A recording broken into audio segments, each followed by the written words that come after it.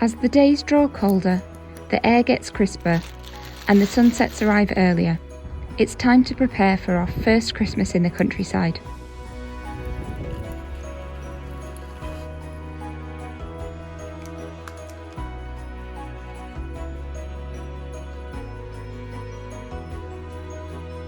This week, we dress our home with decorations from the land and prepare for some extra rainwater collection over the winter months. Hello, good morning. So I've come up to the land this morning, had a coffee and a croissant with the baby and Katie, and then I've come up today to do a bit of land levelling.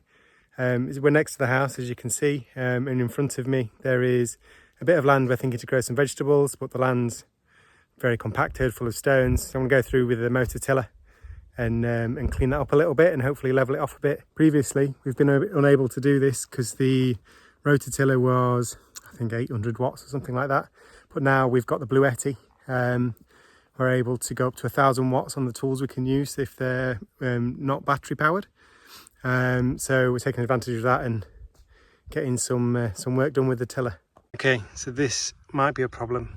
I kind of forgotten this machine was from the UK and the Bluetti is European. I normally have an adapter up here, but we took it down to the house in the town and yeah, I just forgot to bring it back up. So that might change plans. I'll go have a look in the cabin, see if we've got one over there just by luck.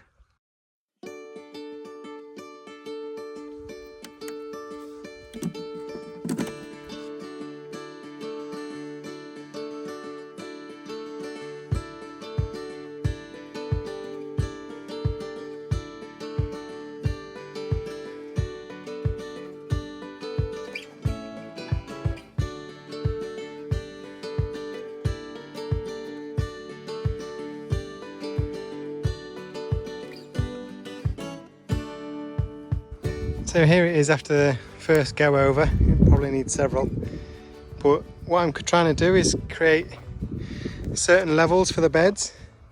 We don't want raised beds. We want beds that are kind of like sunken into the ground a bit, just because it's so dry. That's what we've been advised to do. So if I come down here, you can see there's quite clearly. So I've done the top. So I've done the top, and then there's a pathway. Then there's another one, and a pathway, and here's another one, all on different levels. So we're hoping that if we do this, well, not only for vegetables, but throughout the land, we might be able to catch more water in little puddles or little areas of level land to help it stay here a little bit longer before it goes down the hill. So we don't know if anyone else on this mountain is growing vegetables. We've seen them down in the valley, but not this high up. So we'll have a go, and maybe it's a fool's errand, but the earth, when it's wet, seems to be quite nice. I mean, it probably needs some extra compost in there to help things grow. But we're hoping that, with a little bit of green compost as well, like legumes, we should be able to improve the soil enough that we can get at least a few vegetables out there. We are obviously watching a lot of permaculture channels about how to do this. A lot of that is not to disturb the land. But ours is so compacted to try and give ourselves a little bit of a head start. We are tilling the bits that we want to grow things in. I'm also watching a few channels that are about, they call it tierras secas here in Spain, which is basically dry lands. And some of these guys, I've been watching one guy called the Yeti, I think he's called. And he talks about growing throughout the summer without watering. And what he does is he tills the soil over the winters to let the water really penetrate in. And then he has squash and pumpkin growing all summer that he doesn't water, just relies on the little bit of rain that comes. And his seem to be doing really well. So we can have a little go at that as well and see how that goes. But I'm probably in between some green cover to try and blend the ideas. I don't know if that's a good idea or not. But we're going to have a go. It's all an experiment. So yeah, that's the plan. Okay, so I've thrown some black beans and lentils that I soaked overnight and then gave them a rake over. And yeah, let's see how they're going in a week or so. It is the time of year to put legumes in here, so hopefully we see something.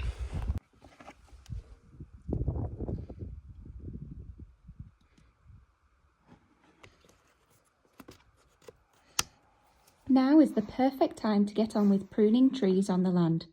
To add as much carbon to the ground as possible and enrich the soil, we're chipping as many of the branches and cuttings as we can. So what I've been doing before is chopping a load of branches and then chipping them right away.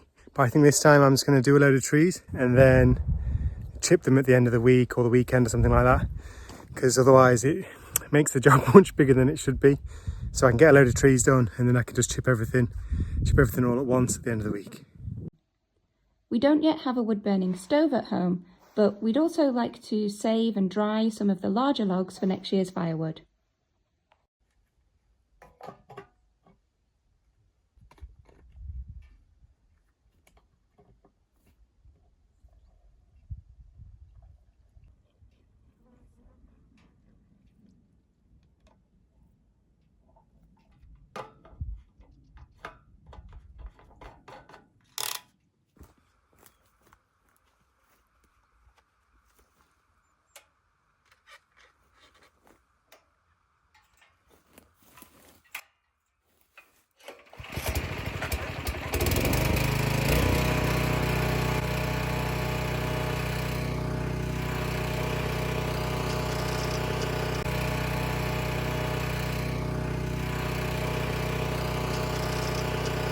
While Danny does some of the chainsawing and chipping, I'm just going to make a quick lunch. We've been up here a couple of hours now, so it's really good to still have all of the camping stuff up here from when we were coming here and kind of cooking for a whole weekend, because it just means that we can get on with it. We can stay for a few hours, have a bit of lunch, do a bit more work, and then go back down to the house.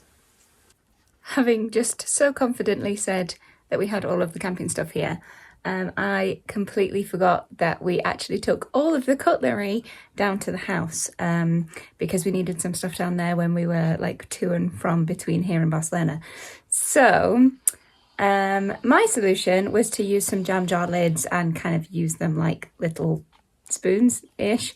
Danny said that wasn't adequate and that we have a ton of olive sticks, so why not make some chopsticks, which actually worked really well. Thank you, Danny. Lunch was just a quick little pasta dish with some tomato and tuna. Just quickly going to do the washing up now whilst Danny finishes some more of the trees. So that's all the wood chippings from the pine. There's a few of these young branches just wouldn't go in, they're a bit too flexible. So I'll scatter those around the base and just let them dry out, they'll be fine. Then what I was also finding was that I was being a bit ambitious with some of the logs or the branches that were going to fit inside the chipper. I think they can take up to 4 or 5 centimetres, but I'd got ones like this that just were a bit, just a bit too big to go through comfortably. I can see where people burn things. It's definitely a lot easier just to stick on a fire. But it's not what we want to do. We want to get the carbon back in the ground, soaking up that water when it comes.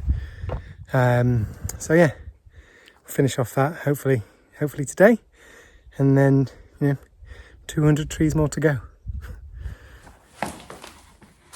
It's forecast to rain over the next couple of days, so we're going to head up to the land and see if we can sort out our rainwater collection.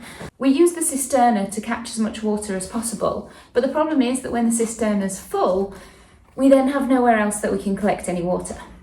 So we've got a water pump that we can plug into the Bluetti, and what we want to do is we want to move the water from the cisterna, which I'll show you in a second, into these IBC tanks. So we've got 3 empty IBCs, so it's 3,000 litres. So we're hoping it shouldn't take too long to pump out.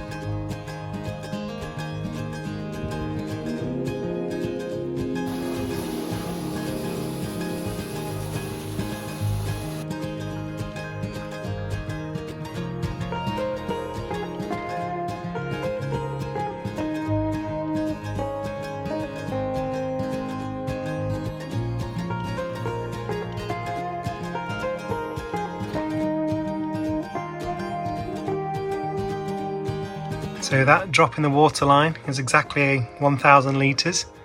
So when we're thinking we've got 13 in here, it's looking vaguely more possible. We were a bit sceptical actually. We did the calculation, but we were not thinking there was going to be 13,000 litres in here. But looking at that, it looks like it might be possible. I'm quite happy to be taking some water out. It's always a shame when your cistern has fallen and there's the rainfall and you just miss out on all that water. Maybe we get a larger water deposit this winter, we'll see. But for now, we're just emptying out what we can, and then hopefully it'll fill back up with the next rainfall. Well, that's the second kubo that we've taken out. You can see there's clearly 2 lines, so that's 1,000 litres apiece. So we'll see how deep it goes. But we've only got one more to take, so we won't know today. While Danny does some chipping and Isabel takes a nap, I'm going to try and find us a Christmas tree. We went to one of the garden centres to have a look what they had, and they wanted 110 euros for a Christmas tree that was cut. It wasn't even planted, so it wasn't going to survive any more than one season, one Christmas, and that just seems crazy. So although it's not really a Christmas tree, I was thinking I would probably take one of the pine trees that we have on the land and use that instead this year. I'm trying to find one that's no more than 1.5 meters tall so that it fits in the space that we have, but I also want one that has enough branches to kind of hang things from without it looking too sparse, because some of the smaller ones just don't really have that many branches and it's going to look a bit pathetic if it only has a couple of baubles and something that's kind of making it droop. So I'm trying to find one that is suitable and will do the job for this year.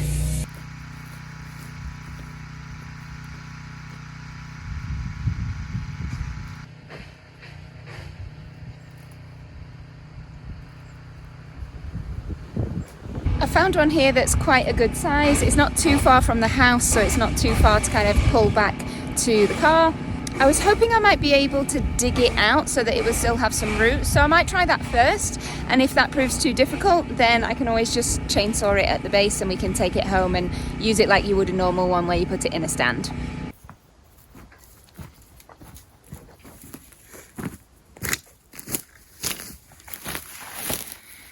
So unfortunately the root is going to be underneath part of the bedrock. It's just growing very, very close to the rock, which means it's going to be almost impossible to get out. Plus there's a load of anthill kind of remnants there, so I don't really want to be bringing a load of ants into the house even if they are dormant.